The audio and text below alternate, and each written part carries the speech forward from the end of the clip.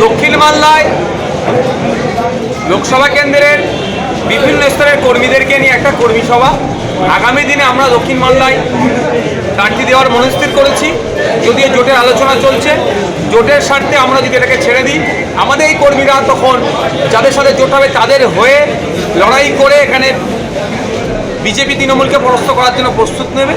অন্যথায় আমরা আগামী দিনে আমাদের এই কর্মী সমর্থকদেরকে নিয়ে এখান থেকে জিতে যাতে পার্লামেন্টে জনগণের জনপ্রতিনিধি পাঠানো যায়, যে প্রতিনিধি গঙ্গা ভাঙন থেকে শুরু করে শিক্ষা, স্বাস্থ্য, কর্মসংস্থানের কথা পার্লামেন্টে তুলে ধরবে, জনগণের জনপ্রতিনিধি হবে, তাকে পাঠাবার জন্য এখান থেকে আমরা একটা প্রস্তুতি গ্রহণ করলাম। দক্ষিণ মালদা থেকে তবে প্রার্থী আপনি দিচ্ছেন? এখন জোটের আলোচনা একটা পর্যায়ে চলছে, যদি জোটের সমাপ্ত হয়ে যায় আগামী দু একটা দিনের অপেক্ষা করবো, কারণ অপেক্ষারও তো একটা সময় থাকে। কারণ এখানে বিজেপির কর্মী, বিজেপির প্রার্থী অলরেডি প্রচার শুরু করে দিয়েছেন, তৃণমূলের প্রার্থী শুরু করেছেন, কংগ্রেসও প্রার্থী শুরু করে দিয়েছেন। আমরা ক্রমশ পিছিয়ে যাচ্ছি। কয়েকটা দিন অপেক্ষা করবো, যদি জোট হয়ে যায় ভালো, নাহলে আমরা প্রার্থী ঘোষণা করবো। গোটা বাংলায় আপনার কত আসনে প্রার্থী দেওয়ার সংকল্প নিয়েছেন? দেখুন, অলরেডি 8টা দিয়ে রেখেছি। জোটের স্বার্থে 8টাতেই সীমাবদ্ধ থাকতে চাইছি। যদি জোট মনে করে আমাদেরকে, জোটের আরও যে দুটো দল আছে, বড় দুটো দল আছে, যদি মনে করে যে আমাদেরকে সাইড লাইন করার চেষ্টা করে, কর্নার করার চেষ্টা করে, ওই 3টে-4টে যদি সীমাবদ্ধ রাখে, তখন আমাদের কিন্তু সিট সংখ্যা 8-এর জায়গায় ডবল হতে পারে, তারও বেশি বাড়তে পারে। সামনে তো ভোটের লড়াই, কি দেখছেন? বাইনারি পলিটিক্স করার চেষ্টা হচ্ছে। বিজেপি ধর্ম নিয়ে রাজনীতি করছে, আর অবিজেপি দলগুলো এই বিজেপির ধর্মের রাজনীতিটাকে সামনে রেখে ভোট চাইছে। এই বাইনারি পলিটিক্স আমরা করতে দেবো না। আমরা চাই মানুষের রুজিরুটির কথা হোক। পেটে খিদে আছে আর মুখে ধর্ম করছে, পেটে খিদেটাকে পূরণ করতে হবে। ধর্মস্থানে যাবে, থাকবে ধর্মকে সম্মান আমরা প্রত্যেকেই দিই। রিলিজিয়াস প্র্যাকটিস করার, এক্সারসাইজ করার তো রাইট আছে আমাদের, কিন্তু ওই বিজেপির ভয় দেখিয়ে ভোট যারা লুট করতে চাইছে সেটা হতে দেওয়া যায় না। আমাদের সবার লক্ষ্য যদি বিজেপিকে পরাস্ত করা হয়, তৃণমূল কংগ্রেসও বলছে বিজেপিকে পরাস্ত করতে, কংগ্রেসও বলছে, তো সেক্ষেত্রে আইএসএফ কি ভূমিকা নিচ্ছে? শুধুমাত্র বিজেপি নয়, বিজেপিকে যারা বাংলায় জায়গা করে দিয়েছে তৃণমূল, এই তৃণমূল বিজেপিকে হারানোর লক্ষ্য আমাদের, পরাস্ত করার লক্ষ্য আমাদের। এবার এই পরাস্ত করতে যাওয়ার জন্যই তো আজকে আমরা এতদিন অপেক্ষা করছি। মালদা দক্ষিণে প্রার্থী কেন ঘোষণা করছি না? যদি ঐক্যবদ্ধ হয়ে আমরা লড়াই করতে পারি, ঐক্যবদ্ধ করার ভূমিকা নিচ্ছি। কিন্তু কতদিন ঐক্যবদ্ধ করার ভূমিকাতে থাকবো বলুন না? আমাদের একটা সময় আসছে, আমাদেরও কর্মী সমর্থক আছে, আমাদের মানুষের আবেগ আছে, ভোটার আছে, তারাও তো অপেক্ষায় আছে। যদি জোট ডিক্লেয়ার হয়ে যায়, আমরা ফুল ফ্লেজে নেবে তাদের সহযোগিতা করব। অন্যথায় আমরা এককভাবে লড়াই করবো, আমাদের মতো ক্ষমতা নেই। রাজ্য এবং কেন্দ্র বিরুদ্ধে প্রধান অভিযোগ আপনাদের? স্বৈরাচারী বিজেপি সরকারকে পরাস্ত করতে হবে, আর দুর্নীতিগ্রস্ত তৃণমূলকে পরাস্ত করতে হবে।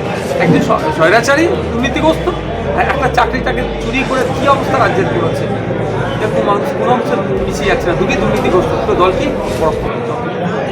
Only 50 meters from Palpara railway station and 1.5 kilometer from National Highway, Palishuri Supermarket Complex, the largest market complex in Nadia district. 1, 2, 3, 4 BHK flats starting from 11.99 lakhs. Instant bank loan. Book now.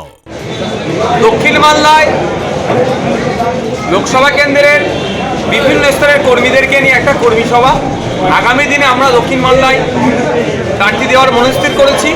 যদিও জোটের আলোচনা চলছে, জোটের স্বার্থে আমরা যদি এটাকে ছেড়ে দিই, আমাদের এই কর্মীরা তখন যাদের সাথে জোট হবে তাদের হয়ে লড়াই করে এখানে বিজেপি তৃণমূলকে পরাস্ত করার জন্য প্রস্তুত নেবে। অন্যথায় আমরা আগামী দিনে আমাদের এই কর্মী সমর্থকদেরকে নিয়ে এখান থেকে জিতে যাতে পার্লামেন্টে জনগণের জনপ্রতিনিধি পাঠানো যায়, যে প্রতিনিধি গঙ্গা ভাঙন থেকে শুরু করে শিক্ষা, স্বাস্থ্য, কর্মসংস্থানের কথা পার্লামেন্টে তুলে ধরবে, জনগণের জনপ্রতিনিধি হবে, তাকে পাঠাবার জন্য এখান থেকে আমরা একটা প্রস্তুতি গ্রহণ করলাম। দক্ষিণ মালদা থেকে তবে প্রার্থী আপনি দিচ্ছেন?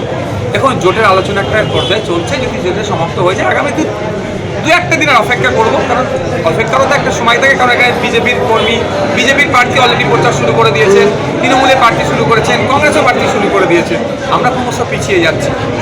কয়েকটা দিন অপেক্ষা করবো, যদি জোট হয়ে যায় ভালো, নাহলে আমরা প্রার্থী ঘোষণা করবো। গোটা বাংলায় আপনার কত আসনে প্রার্থী দেওয়ার সংকল্প নিয়েছেন? দেখুন, অলরেডি 8টা দিয়ে রেখেছি। জোটের স্বার্থে 8টাতেই সীমাবদ্ধ থাকতে চাইছি। যদি জোট মনে করে আমাদেরকে, জোটের আরও যে দুটো দল আছে, বড় দুটো দল আছে, যদি মনে করে যে আমাদেরকে সাইড লাইন করার চেষ্টা করে, কর্নার করার চেষ্টা করে, ওই 3-4টে যদি সীমাবদ্ধ রাখে, তখন আমাদের কিন্তু সিট সংখ্যা 8-এর জায়গায় ডবল হতে পারে, তারও বেশি বাড়তে পারে। সামনে তো ভোটের লড়াই, কি দেখছেন? বাইনারি পলিটিক্স করার চেষ্টা হচ্ছে, বিজেপি ধর্ম নিয়ে রাজনীতি করছে, আর অবিজেপি দলগুলো এই বিজেপির ধর্মের রাজনীতিটাকে সামনে রেখে ভোট চাইছে। এই বাইনারি পলিটিক্স আমরা করতে দেবো না। আমরা চাই মানুষের রুজিরুটির কথা হোক। পেটে খিদে আছে আর মুখে ধর্ম করছে, পেটে খিদেটাকে পূরণ করতে হবে। ধর্মস্থানে যাবে, তার থাকবে ধর্মকে সম্মান আমরা প্রত্যেকেই দিই। রিলিজিয়াস প্র্যাকটিস করার, এক্সারসাইজ করার তো রাইট আছে আমাদের, কিন্তু ওই বিজেপির ভয় দেখিয়ে ভোট যারা লুট করতে চাইছে সেটা হতে দেওয়া যায় না। আমাদের সবার লক্ষ্য যদি বিজেপিকে পরাস্ত করা হয়, তৃণমূল কংগ্রেসও বলছে বিজেপিকে পরাস্ত করতে, কংগ্রেসও বলছে, তো সেক্ষেত্রে আইএসএফ কি ভূমিকা নিচ্ছে? শুধুমাত্র বিজেপি নয়, বিজেপিকে যারা বাংলায় জায়গা করে দিয়েছে তৃণমূল, এই তৃণমূল বিজেপিকে হারানোর লক্ষ্য আমাদের, পরাস্ত করার লক্ষ্য আমাদের। এবার এই পরাস্ত করতে যাওয়ার জন্যই তো আজকে আমরা এতদিন অপেক্ষা করছি, মালদা দক্ষিণে প্রার্থী কেন ঘোষণা করছি না। যদি ঐক্যবদ্ধ হয়ে আমরা লড়াই করতে পারি, ঐক্যবদ্ধ করার ভূমিকা নিচ্ছি, কিন্তু কতদিন ঐক্যবদ্ধ করার ভূমিকাতে থাকবো বলুন না। আমাদের দেখার সময় আসছে, আমাদেরও কর্মী সমর্থক আছে, আমাদের মানুষের আবেগ আছে, ভোটার আছে, তারাও তো অপেক্ষায় আছে। যদি জোট ডিক্লেয়ার হয়ে যায়, আমরা ফুল ফ্লেজে নেবে তাদের সহযোগিতা করব, অন্যথায় আমরা এককভাবে লড়াই করবো, আমাদের মতো ক্ষমতা নেই।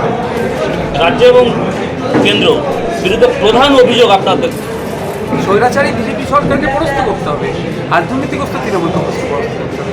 একদিন স্বৈরাচারী দুর্নীতিগ্রস্ত একটা চাকরিটাকে চুরি করে কী অবস্থা রাজ্যের করেছে, এরকম মানুষ কোনো অংশে পিছিয়ে যাচ্ছে না। দুটি দুর্নীতিগ্রস্ত দলকে পরাস্ত করতে হবে।